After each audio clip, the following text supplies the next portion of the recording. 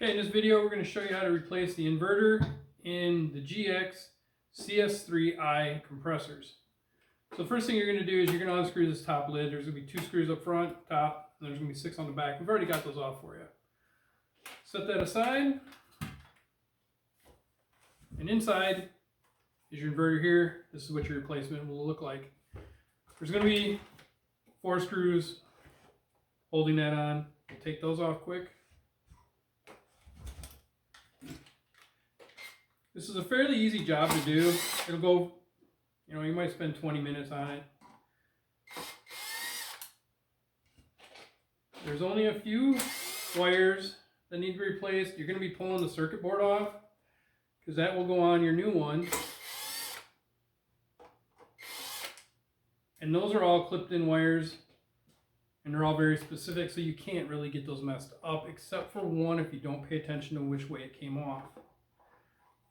Now we're going to try to wiggle this out of here. If it's real tight like this one wants to be, depending on how your wires are, you can unscrew this one and this one down here, which will let the side fall off a little bit more, give you a little bit more room to work with.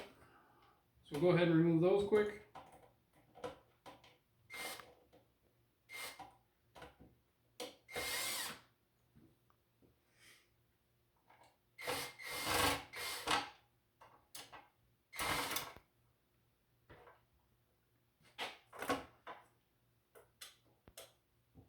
Now with those out of the way, you see this falls down a little more. And then we'll just go ahead and put this up and out of here. So the other thing you're going to need to do this job, a pair of scissors, there's some wire ties that need to be cut, and a pair of needle nose. So first thing we're going to do, start unclipping your wires. There's a larger harness here, unclip that. Reroute it underneath your circuit board to get that out of the way. Just do it carefully so you don't start ripping other pieces off your circuit board. And then the auto stop for the gauge. And then you have 2 red wires. These are the ones that you kind of want to pay attention to out of anything else that's going to be important here. Sometimes you can use tape to mark them off. Tape 1, because they're going to go in different directions. One's going to go horizontal, the other one's going to go vertical. So we'll just wiggle those out of the way. And then the last wire that's on this thing is your ground wire. This one can be a little one to try to grab.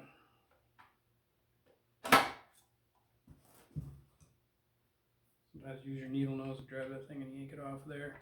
Or you can also go with, screwdriver or something. But we gotta get that little guy off. So now that's off. So the printed circuit board is all undone. So the next thing you need to do, what I like to do anyway,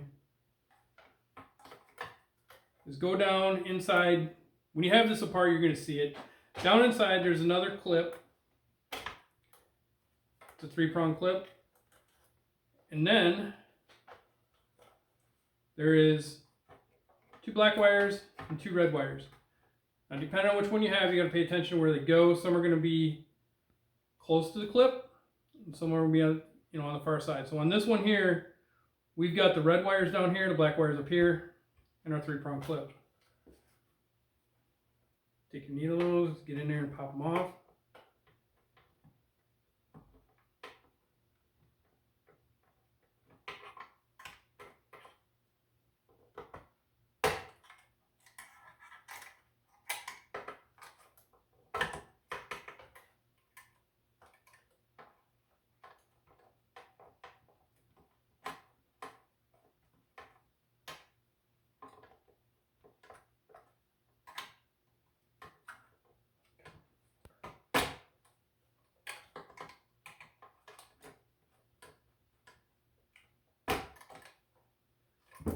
Now, with those free, the next thing you're going to have to get at is the wire tie.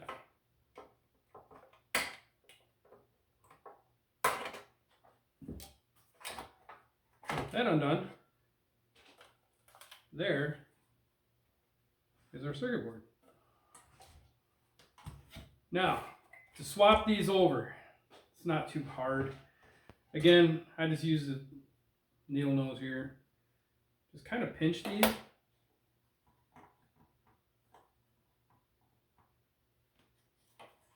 And then pull up on it. Or the other thing you can do, sometimes actually works a little faster, you can pinch them. You can get in there and get it. Honestly, this is probably the most time-consuming part of this entire project, is getting these little buggers off. Because they want to pop back down once you pop one out. And that is annoying.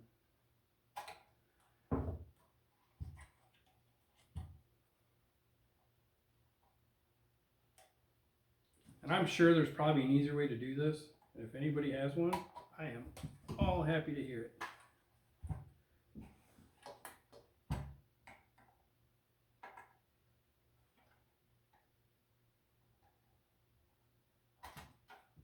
All right. Now the little circuit board's off. When you reinstall it on the new one, just make sure you do it in the correct direction. The large connector is going to be at the top. And it'll just sit over. Push them down.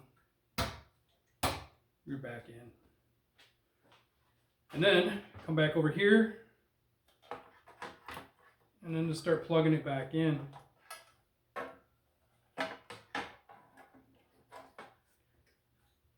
First thing I like to try to get is the little black ground wire. Again, it's really clear once you have one of these open how this will look. Get your black wire on, then your two red ones. Make sure your red ones go back in the same way you took them off.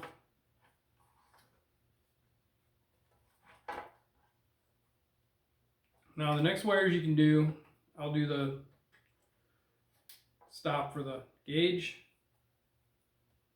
And get this out of the way, your wire harness there. And now inside, we'll be putting this on. Well, actually, let's go with the other wires first. I'll do the black one here. There's not a ton of room in here, but there's more than enough to work with. And again, it's a really straightforward job. It's just more time consuming than anything, which honestly isn't that much time. You know, and like I said, if you're worried you won't be able to keep track of where your wires are coming from and going on, just put a piece of tape on them, mark them so you know which ones they are. You know, it's like 1 through 4, or mark one of the black ones on the top or one on the bottom or somehow.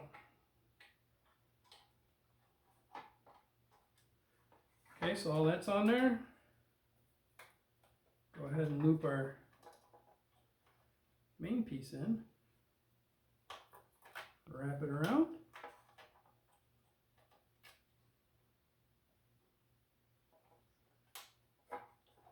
When we're done, it's just a matter of screwing everything back together. I mean, there's no point in watching me do that. That's straightforward, just a bunch of screws going around it.